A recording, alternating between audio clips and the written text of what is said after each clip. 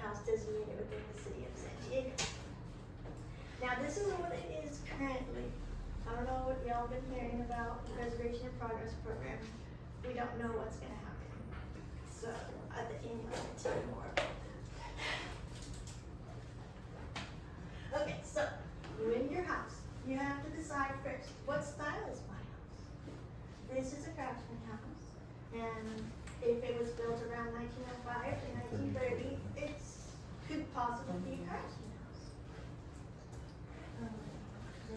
This is Spanish eclectic or Spanish colonial revival. People say different things. I should say all of them. So if your house was built between 1915 and 1940, maybe if it's got any of these character defining features, it could be a Spanish colonial revival.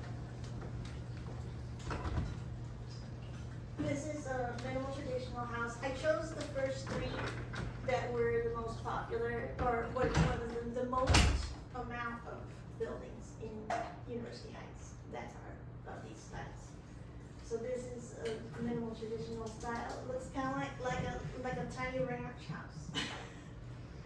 So if it was 1935 to 1960-ish, then it could be a minimal traditional. So then after you determine what style your house is, then you have to decide, oh shoot, I'm sorry. Some of the things got all messed up in there.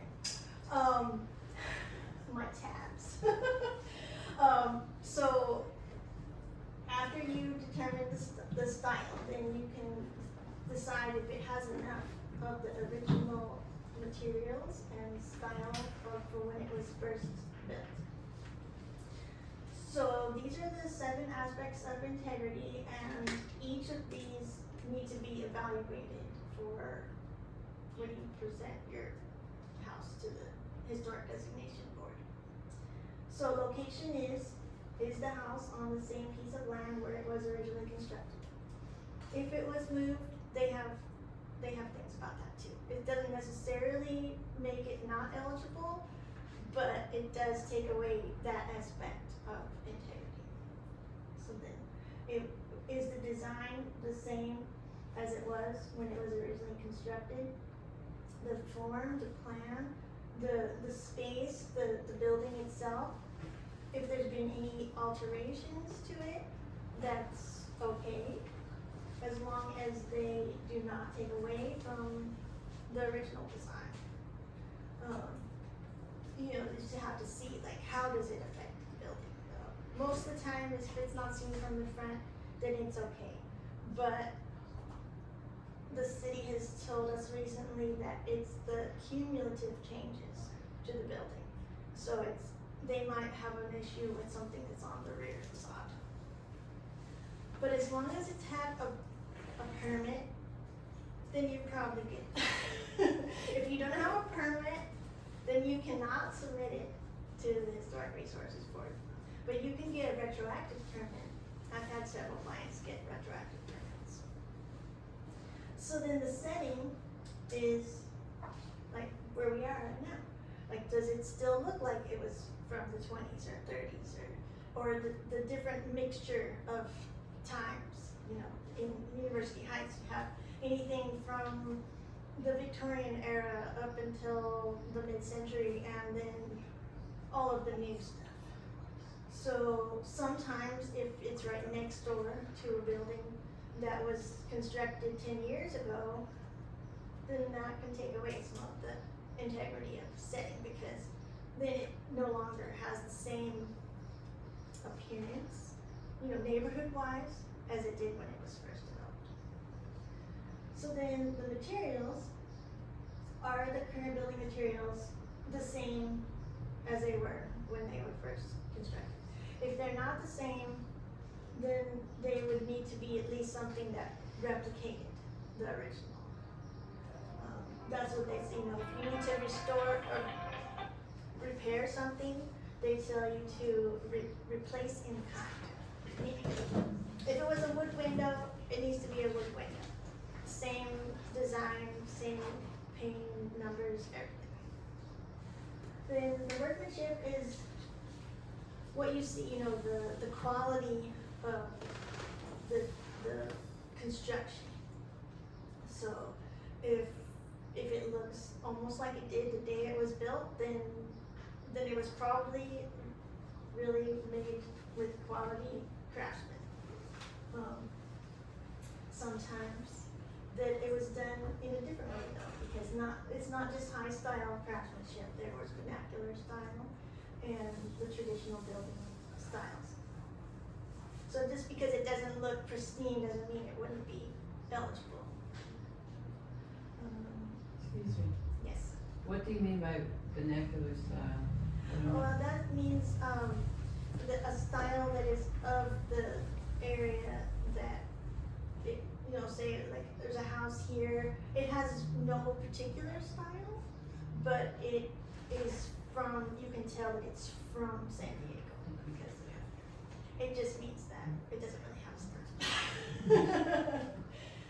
Oh, okay. So the feeling, does the house look like its original style and design? So if it's still, does it still present itself as a craftsman or as a Spanish colonial? And then the association, this is only based on if there was an important person or an important event associated with the property. This one doesn't count if you don't have an important person or event. So the association integrity aspect has to be, say there was an architect that is a famous architect in town, and they had made their house here, but they only lived in it for a year or so. Then that house probably would not be the one that would be associated with that architect. It's usually where the house or the building that they did the majority of their important work. So then, alright, has my house already been documented? I don't know how many of y'all have gone onto the California Historic Resources Inventory Database that the city of San Diego has. This is a really good tool for if you want to purchase a house that is already historically designated. So if you see a house around town and you're like, ooh, I wonder if that already has historic designation so I wouldn't have to worry about getting it myself. Then you can just put in the address number and it will give you some examples. Sometimes there's none though, so then they must not have any with that address. And if you want, you can do just the street name. But don't put all of it, because then you probably won't get anything. Because it's somehow, the way it was programmed is not made for the entire address. So on here you can also do research on an architect, a builder, the historic district, the name, like so if you wanted to look up houses that were designed by some Richards, you can put his name in the HRB name because it's most likely that it would be put under his house as a master architect. Alright, then, is my house contributed to a historic district? No. This one you can select in that one that I was just showing you. In the historic district area, which is, I don't have a pointer, but I don't know if you can see it. It's right above the big part. So that one, it has like all the drop down lists of all the historic districts in San Diego. Some of the ones in the list are not approved yet, but they're there, like they're waiting to get approved. So some of the people in town have been doing the National Register nominations. Those will not show up on this list with the California Historic Database because those are only locally designated properties. And this one gets a little more confusing. If you want to see if your house has already been evaluated as a potential district You know, if it's a contributor to a potential historic district. Then you can go here and search for context statements, and each of these little drop down things have the different surveys. So like for your area, it would be the Uptown survey. The most recent one was 2016, I believe, unless they changed it on. Or North Park. Or North Park. We're both, we straddle both planning groups. Right. Yeah. And the North Park one was never finalized, the most recent one from like 2004. But still, it gives you an indication of if professionals thought that your house was eligible for designation. Now, most of these are for historic districts. They don't have as stringent rules about integrity as if you were going to be nominating your house for an individual property. An individual property has to have pretty high quality integrity. They look at the architecture and the integrity of that architecture before any of the other criteria. That's why I haven't discussed the criteria yet. Because the architecture one is the one that they focus on most. So then you can look up neighborhood history. If you go, because it's something you'll need to put into your report. So the city has, under their planning, they have community planning. They have a whole list of all the communities. If you go into the list for yours, so I selected the Uptown Community Plan, and it will give you all of the history of the area, and you can pretty much use that in your report. Just cite it, say here, the city developed this context statement for the neighborhood, and that's what you do to evaluate a property based on what they prepare.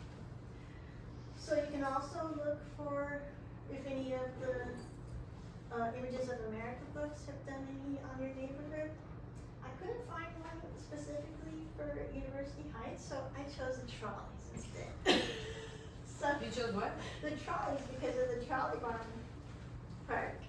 That was the closest one that I could find to being relevant to University Heights. What about Kensington? Kensington has their own, yeah. Okay. Yeah, a lot of the neighborhoods have a book that was done.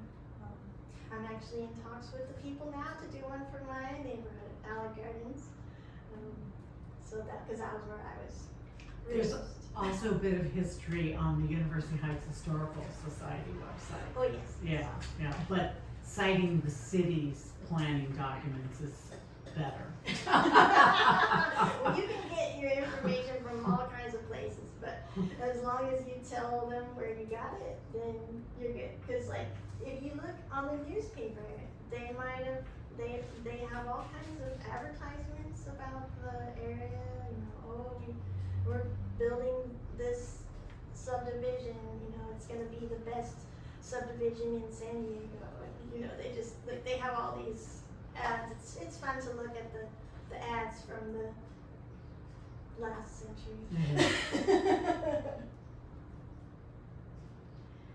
So now I can talk about the criteria. And again, I apologize. I do not know. It must be because I'm on the Mac and they are not. So as I said, criterion C is the one that the city is most concerned about when you're submitting your property for designation. Is it a good example of that architectural style? So if your house is craftsman, is it a good example of the craftsman style? It's not as common to be designated under the other criteria now. In the past, it was.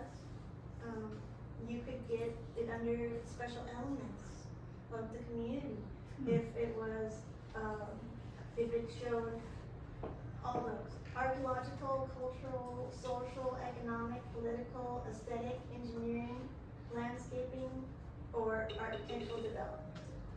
So say that a house was built using unusual engineering techniques. It could be presented as a possible special element. So criteria B is for an important person or event that has been decided as a significant within the local, state, or national district. Then the criteria D is for the established masters that the city has established. They have a list. It can be an architect, a builder, a designer, an engineer, a landscape architect, interior designer, artist, or craftsperson. So criterion E is the one that we have some debate on right now because if your house was listed on the National Register as a historic district, it's not currently qualified for designation locally because the city has determined that they don't have enough staff to, they have to go and check all of the things, even though the National Register already checked. But this is what they say.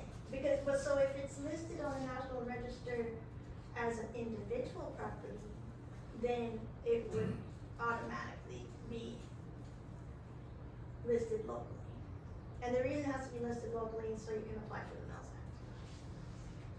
And then criterion F is a contributor to a local historic district. Alright, I'm getting into the nitty gritty. I decided that I wasn't gonna do just a, high overview. I'm telling you all the things that you have to get to do a designation. So this is something you can get from the county of San Diego. You used to have to go in person to get it and pay $2. But since the pandemic, they made it so you can request it online and they'll just email it to you. So this will tell you all of the building materials that were used when your house was first built. Now, the bottom part shows when people would come by and assess it. So they may have changed some of the stuff up there. They didn't just cross it out and write it, they would like erase it and put it in. So sometimes you have to look at it like, is it the same handwriting? Because this is the document that you have to use for permits when a house is built before 1955. Because somehow the city does not have the permits before 1955.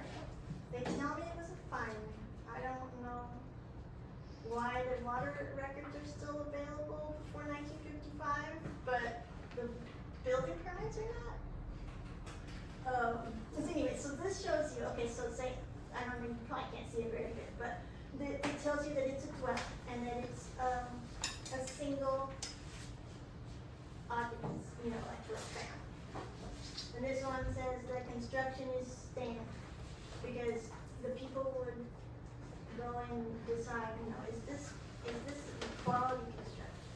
Because one of the choices is substandard. So then it tells you, it's got a concrete foundation.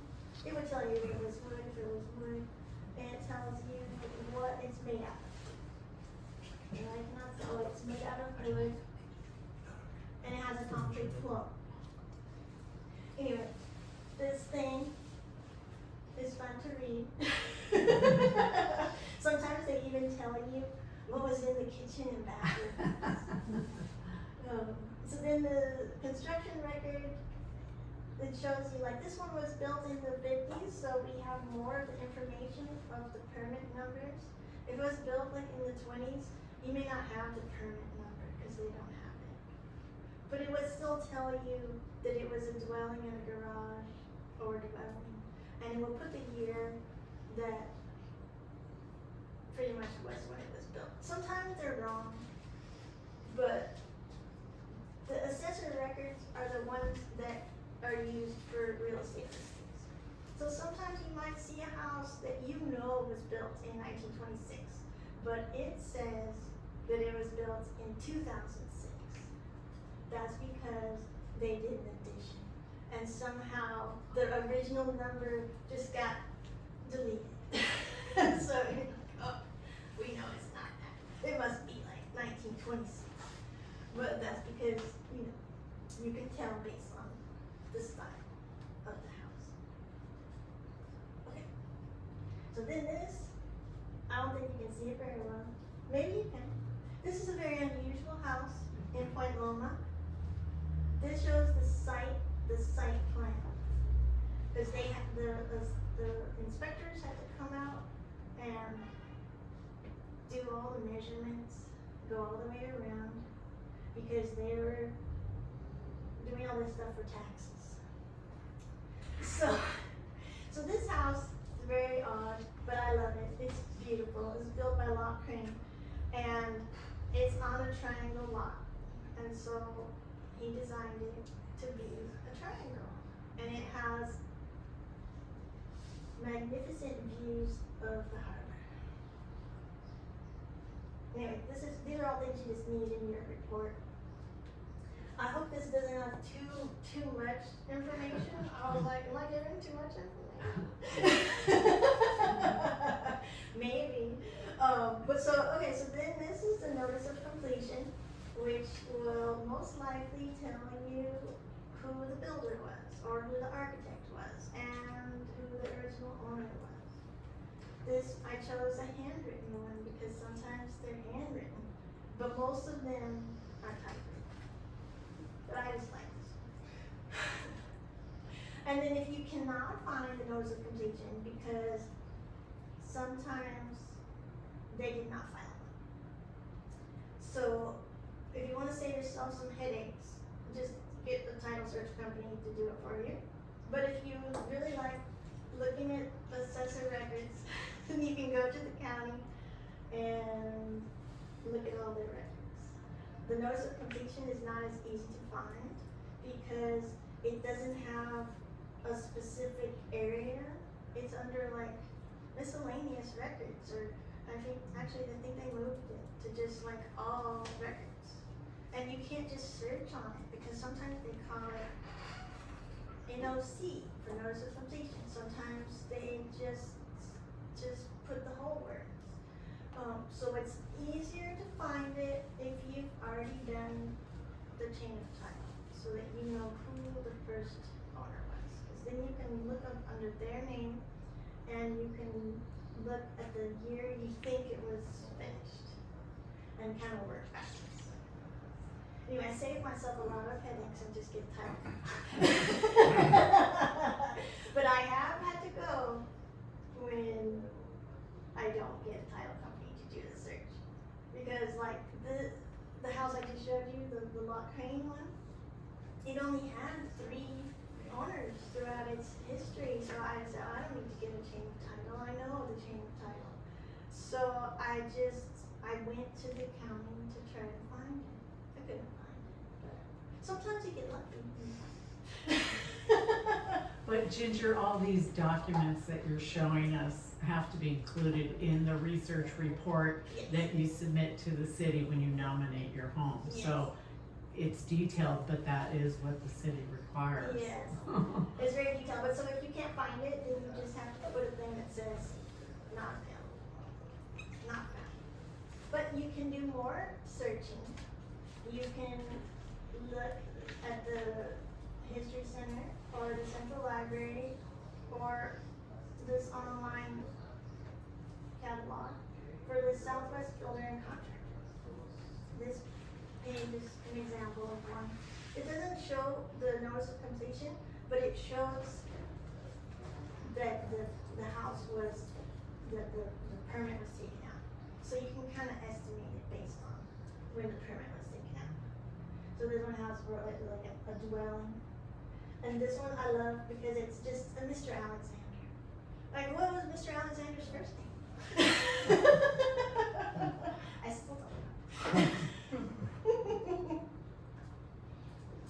Alright, so this one some of the things that you look at for where to find this information online is not right. They'll tell you that you have to go to the water department. They moved. During the pandemic, all of these records were in the records department at the city of San Diego. So you just have to put in a request for an in-person records appointment, even though it says virtual appointments. I don't know why. Because they were all virtual during the pandemic, but then they decided the records needed to be in person. So you have to ask for historic permits prior to 1990, and most likely they will email it to you. I have only had to go in person a couple times because they had already sent them to me. So you would need to go in person if you wanted to request the architectural drawings, if they have them. If the architect is still living, then you have to get permission from their office because it's copyrighted by them. They have a whole form you can fill out, but you have to go in person to do that. You cannot do that online. Then, oh yeah, so the water and sewer. If you didn't find the notice of completion, this also is very handy to tell you. Because see the owner there, Russell, I forgot what it was, Dicey. I looked up Russell Dicey in the city directories, and he was a builder. So I thought, well, he was the one who built it. I don't know who this Mr. Alexander was, but he also did something with it because so the water records and the sewer records have two different owners, but it's the same property. So then this one is also what you get from the city for the permits. The one on the left is a permit that they will email to you from before 1990. The ones on the right are ones that you can look up in the subdivision cards. Those are really fun to look at too, because you're like, oh, my neighbor's house was built here, and because you can look at a bunch of them if you know the lot that your house is on, because that's based on the legal description of your house. And so the city has all the subdivision cards. This one is for the Lock Crane house, because it was built in 1951. And then the one below it is a permit that was in the newspaper. So this is from the San Diego Union, and it shows that it was a residence in a garage, and it was $22,000. Pretty nice from 1951, probably pretty pricey. Alright, these are the ones you can find online. Supposedly anything after 1990, but are usually only like 2000 and something. So they made a new way to look at it. So they've got two different versions of permits. So there's like the Open DSD is the one on the left, and the Acelia permit system is the one on the right. But they made a thing, if you go to that website I put, the maps ArcGIS, and you look for the DSD permit finder, it shows you all of the permits that were done for your address. You just have to put your address in, and it'll show you a big map of the area, and then you like zoom in on your house, and there's a circle, and then you click on the circle, and it shows you all the permits. It's pretty cool.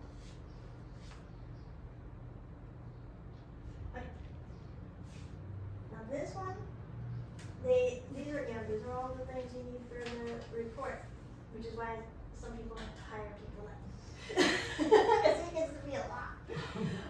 So a site plan is generated, that I generate usually from Google Maps, the residential building record, because you saw the site plan that was a few back. If you've had any work done on your house, or you have the original architectural drawings, there's a site plan on there. But if there's been any alterations, then you have to put the alterations. So this one shows that there was a garage added.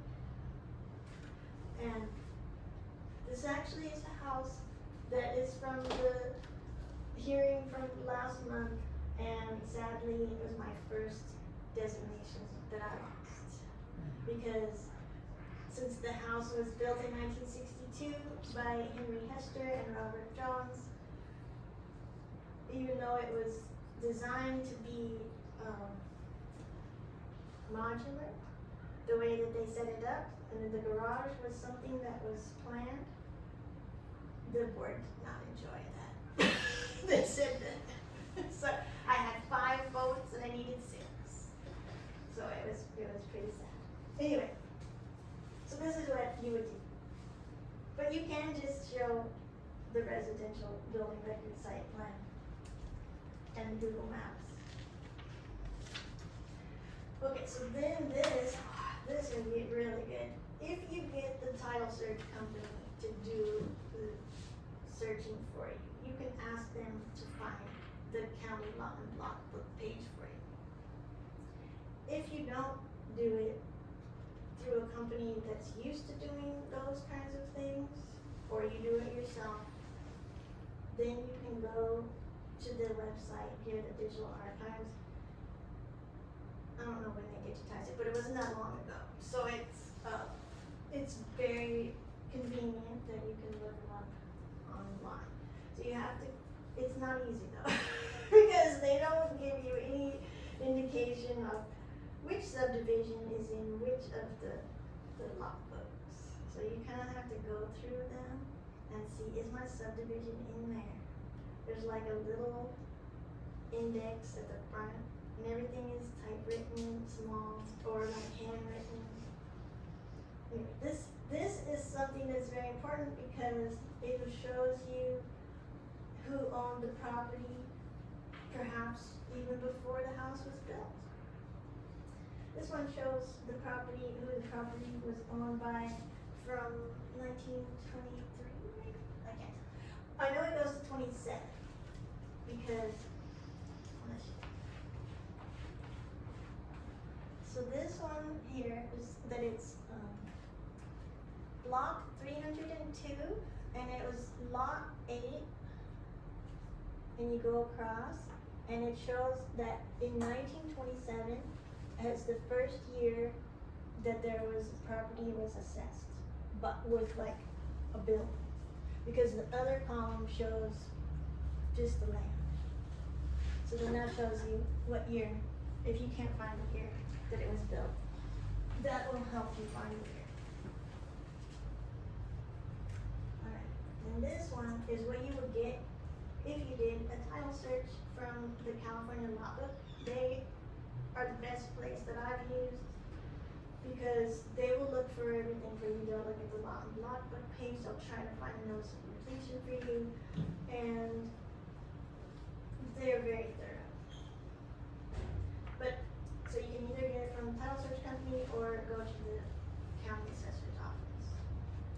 And you usually have to work backwards if you don't know who the first owner was. They tell you all the grantor, grantee business.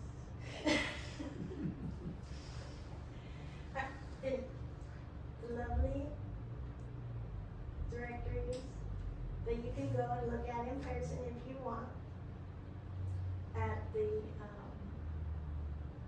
central library. Somehow it doesn't show, so all the stuff got moved. It was up here. It says central library down there. So if your house was built before 1926, then you kind of have to go to 1926 to see who owned it then, because they didn't put in the addresses by the address.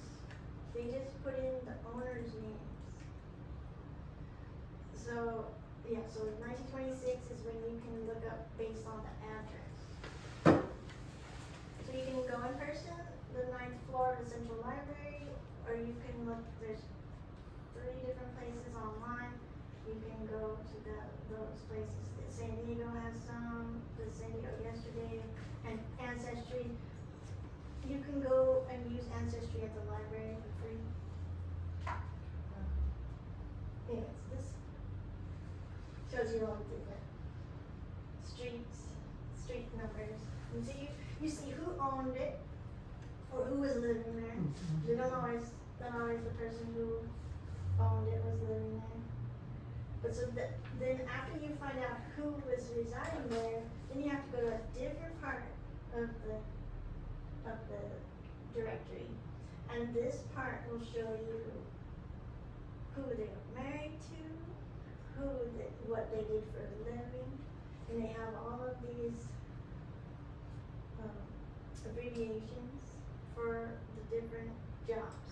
So in the very kind of front, it shows you all what the abbreviations mean. They also will show you if they're shorthand writing someone's name.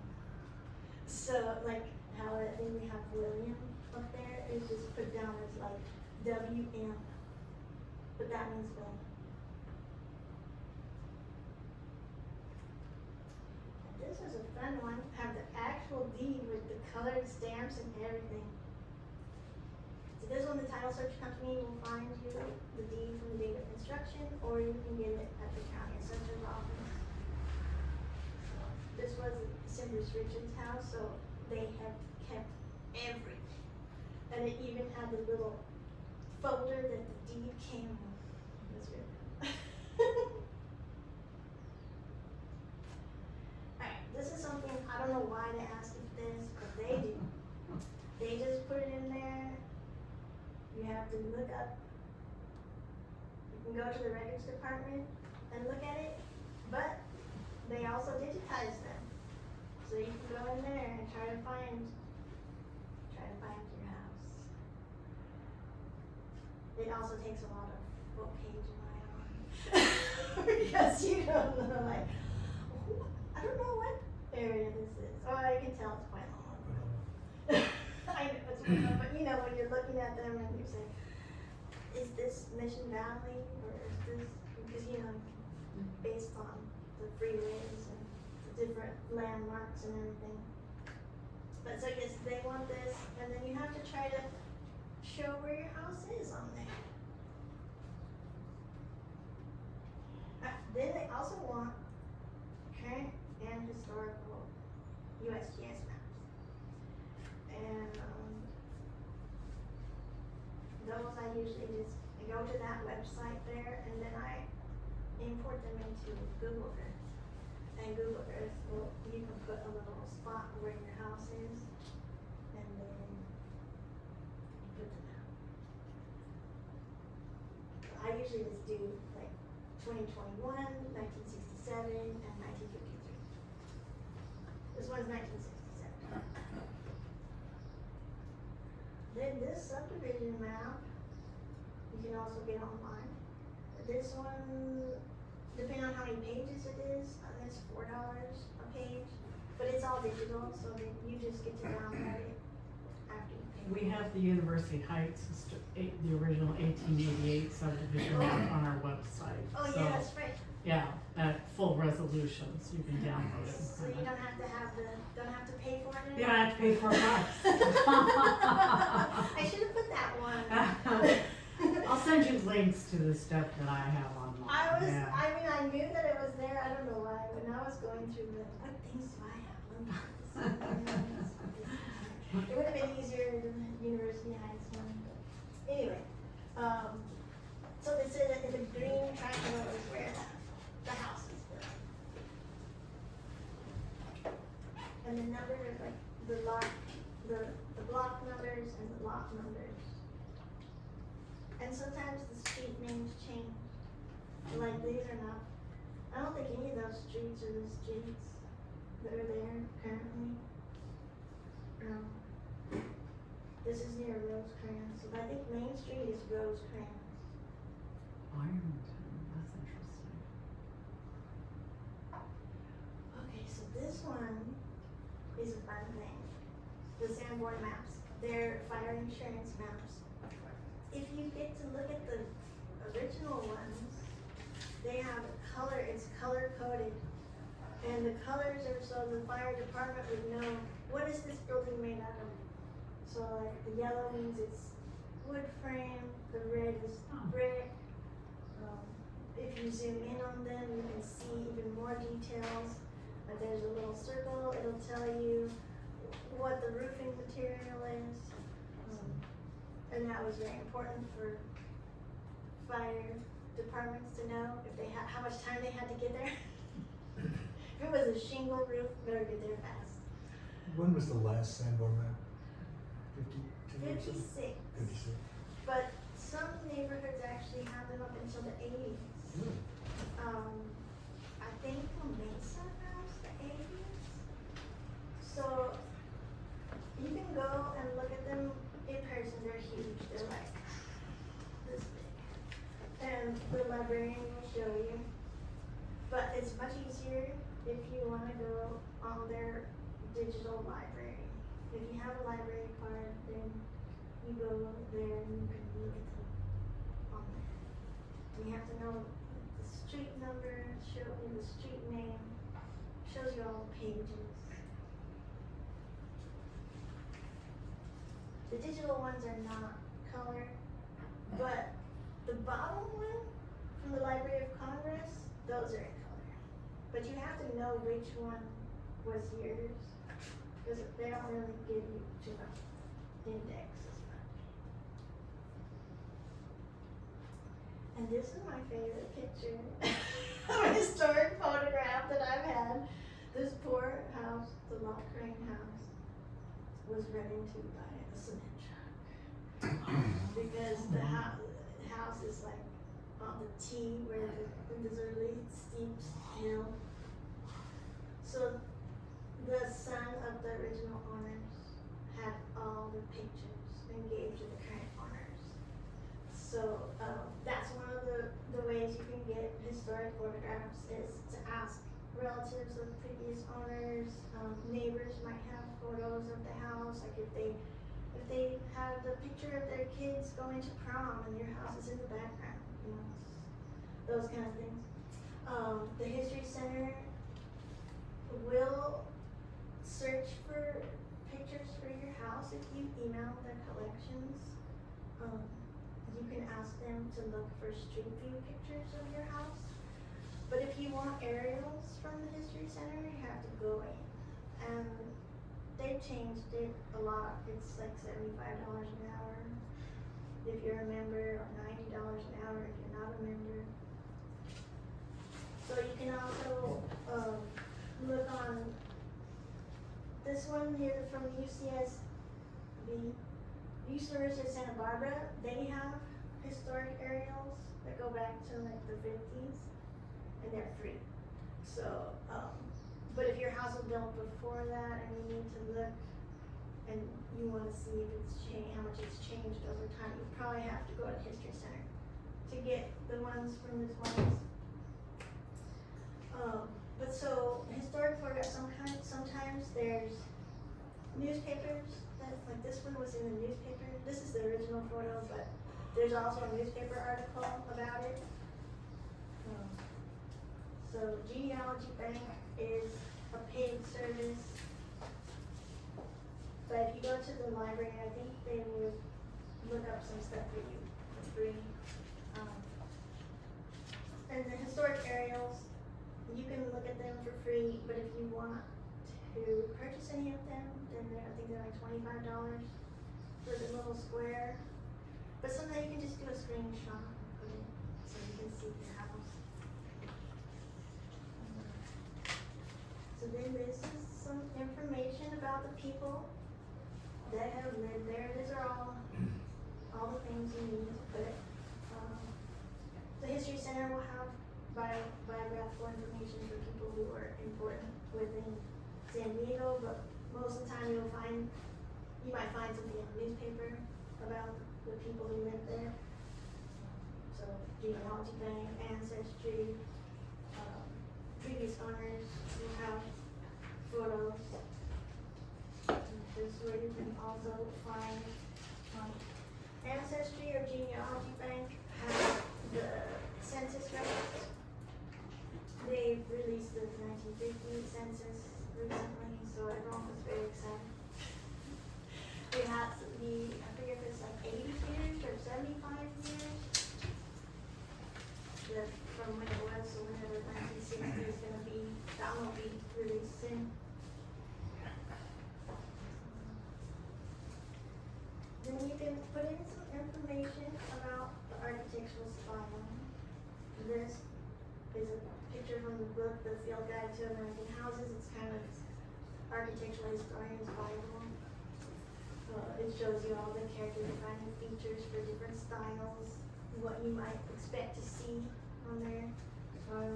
You can search on the California Historic Information Database and look for the different styles, and you can get pictures of the styles to put as examples of styles.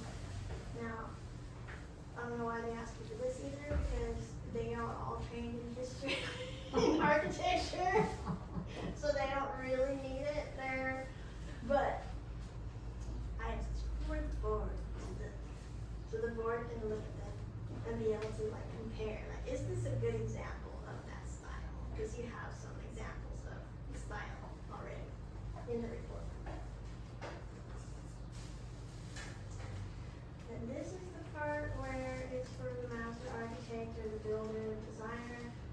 This most updated version of this I could not find on the city's website, but Sailor Heritage Organization has it available on their website.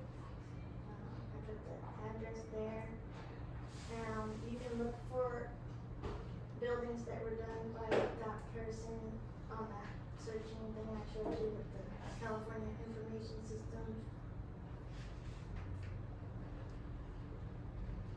And then once you have all of the information, you can finally put it together in a massive report. What's the typical length of one of those reports that you do? About 120 pages. Holy cow. Now, that's all the attachments. Like, Right. the part that, the written part, sometimes it's only 10 pages. But then it's all of those requirements that I just showed you that add up.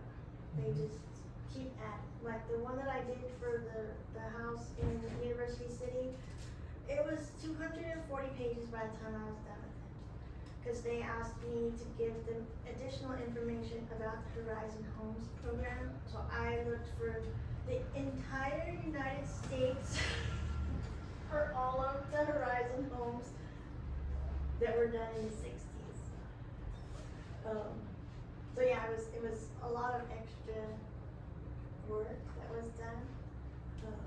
And do they still require applicants to justify all of the criteria, A through F? Yes. But you don't have to do like a major, like if you're only doing it under criterion C, then that's the one you focus on.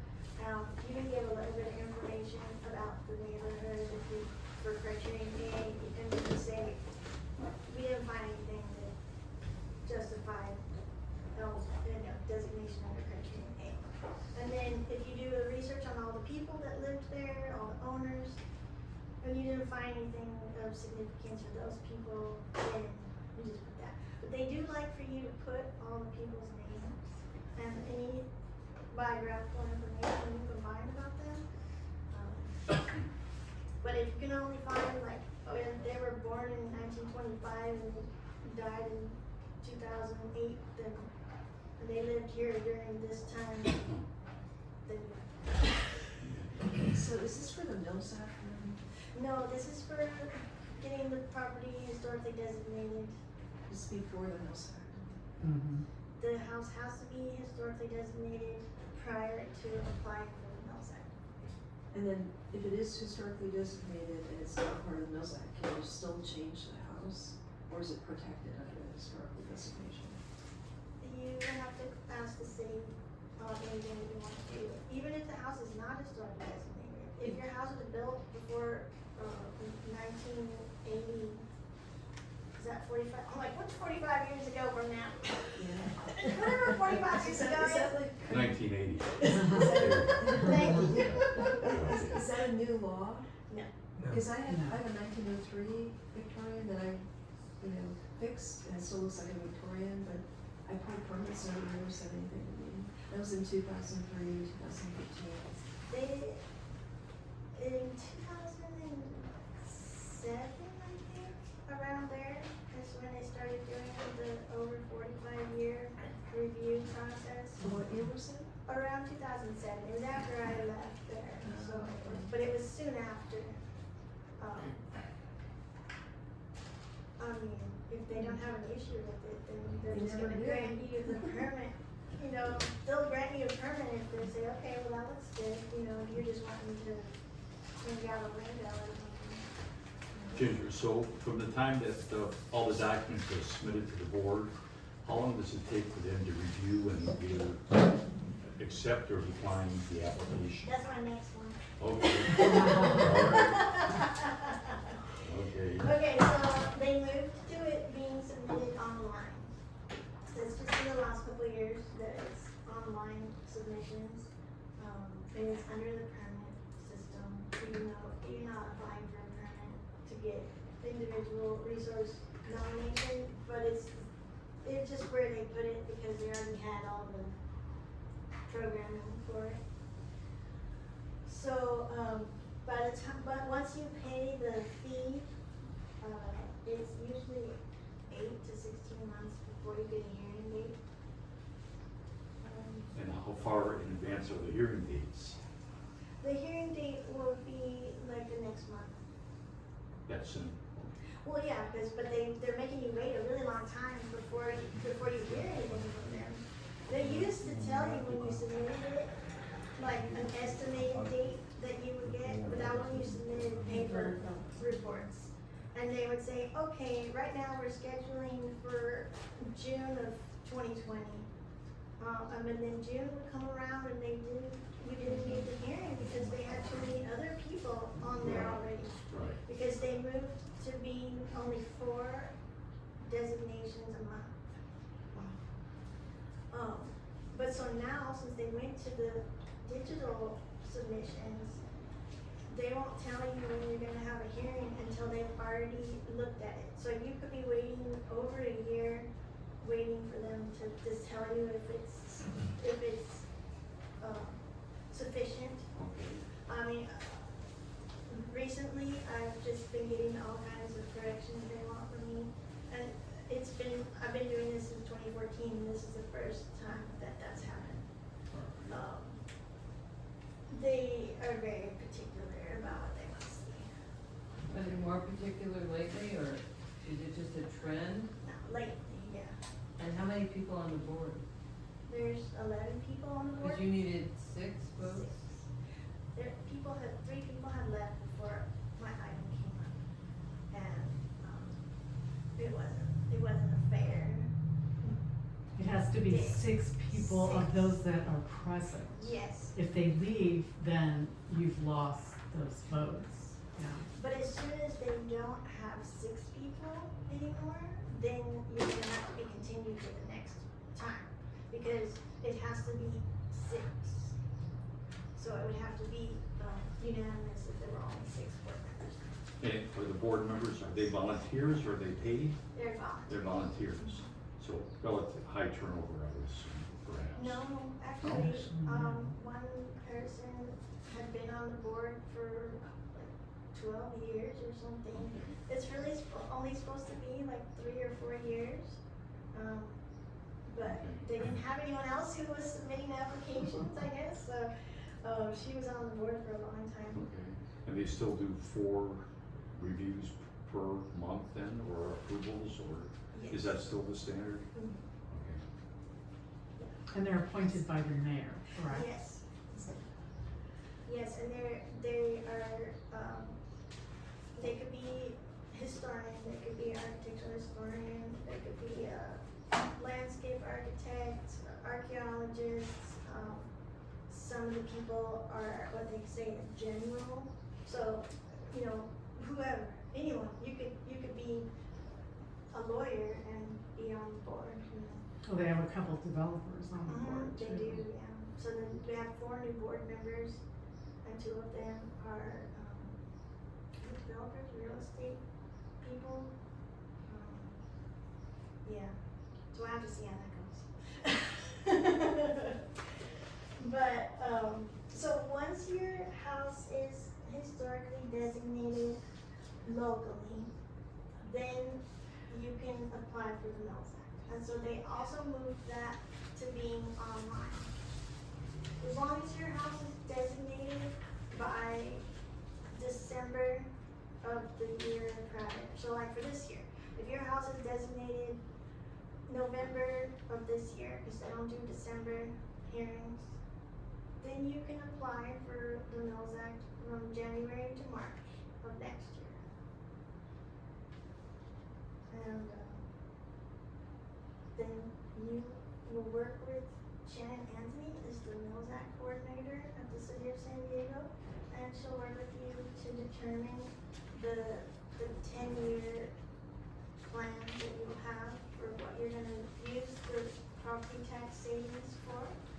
Because, you have to prove that the money you're saving is going to be put into the property to preserve it, to, restore it, or rehabilitate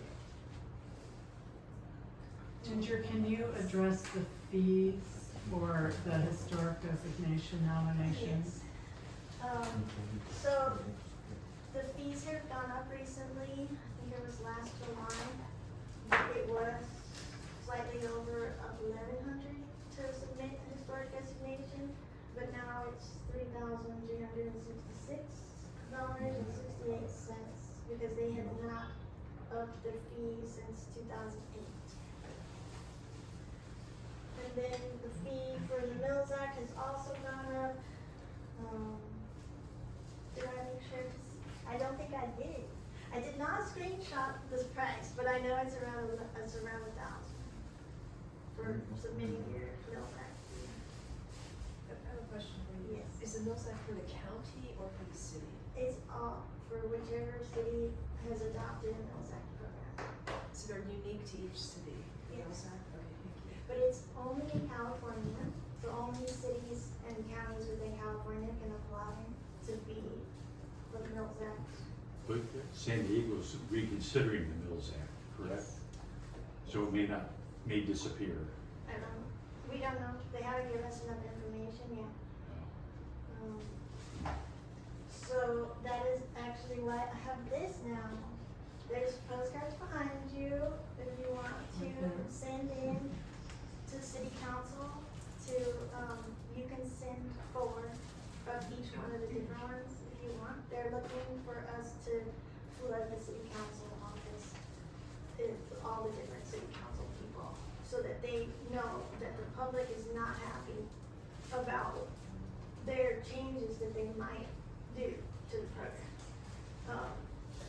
They are talking about limiting how many people can apply for the Mills Act every year. Or they're saying it might be that if you already have a Mills Act contract, that if it's been 20 years, then yours is gonna be done in 10 years. Because it renews every year for 10 years. So if they decide tomorrow that your Mills Act contract is done, you still have it for 10 more years. So I don't know what they're gonna do. Yes. I'm sorry, I have to ask, what's the driver to repeal, I guess, the Mills Act? What's the driver, why, I guess, isn't Money. money, okay? I knew it, but I wanted to be sure, it looks like it, for taxes or what, Yeah. got you, okay, yeah, Now, the city is claiming that they're losing $20 million. Okay. But that's not true. It's a very small number. It's only about 3% of houses in San Diego are designated. And so many of those are not even, have not applied for the Mills Act.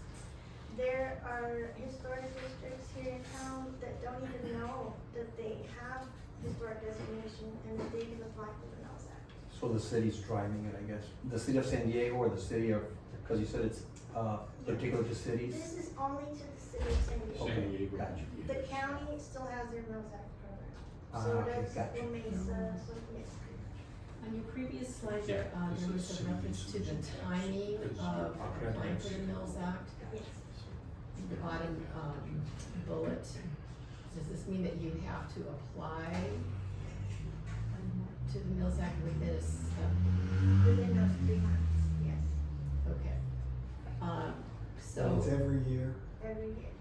so if the house was designated 3 years ago, next year, January to March, I guess. Yes. okay, Yeah, so because some people, some of my clients, they have had their house for 10 years, but they're just now deciding that they want to do designation, why, because their taxes have gone up a lot. But yeah, so as long as your house has been designated prior to January of next year. But yes, the window to apply is every year, January to March. The end of March. Can you explain de novo on the card? Yes, that's where they would look at the property all over again. So like, even though Historic Resources Board designated the property, if someone wants to take away the designation, then they can go in front of city council and they will hear the property all over again. And The city council would read here. yes. Yeah. The city council can decide that they don't think it should have designation, and then they'll take it away. This actually happened when I was working here at the city. It happened several times on some properties that are no longer here. And right now, the purview, it's Historic Resources Board that has the say on designating properties, and this de novo thing would politicize the decision, Yes. basically. And I also want to point out the changes that the city is proposing under this preservation and progress umbrella affect more than the Mills Act.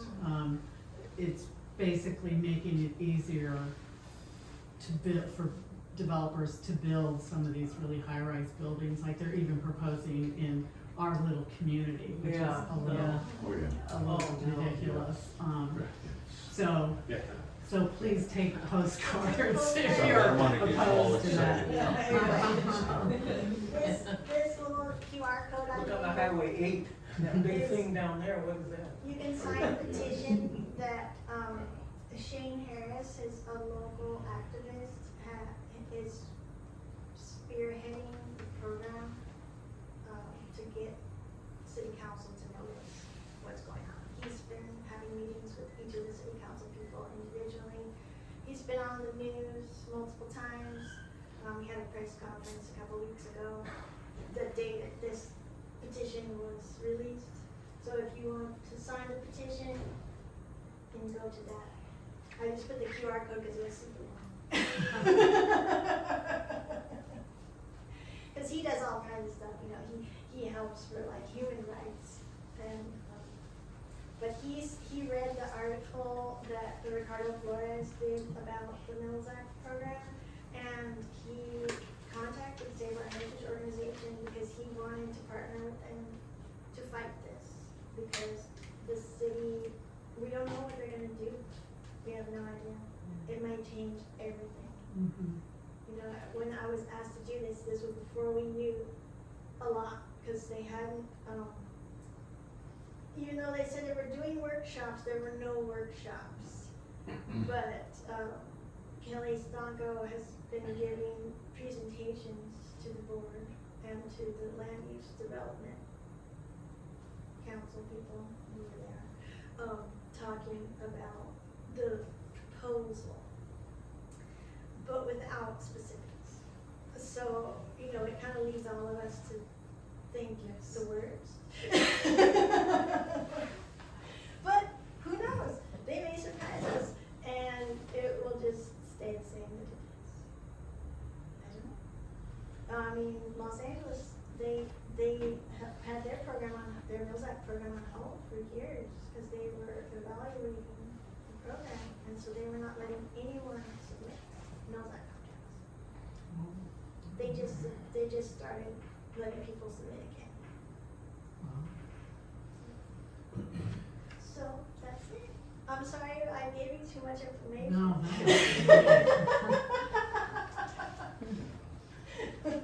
Thank you so much. Yeah, thank you, Ginger. I have a sign-in sheet, please sign in, and business cards for Ginger are on that table as well, so please take her business card.